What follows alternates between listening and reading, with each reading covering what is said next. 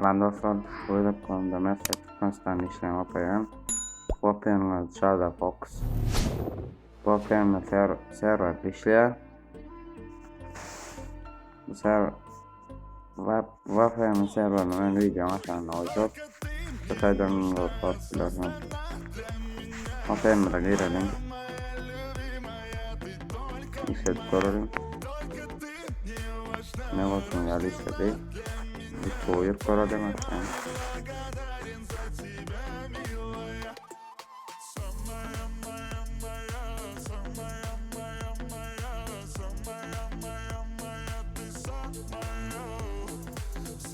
Ne var sonra rastlayıp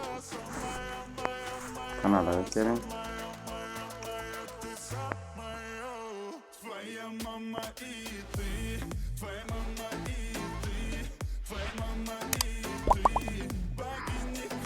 Asal kanal like atıp subscribe etmeni yapacaklarım. Instagram'a kodunu açayım.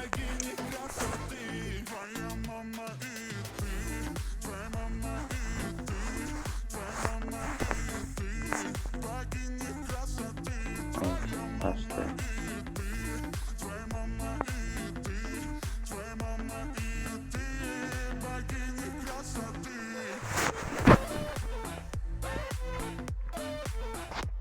Bakalım bir yiyemezsen nasıl alalım.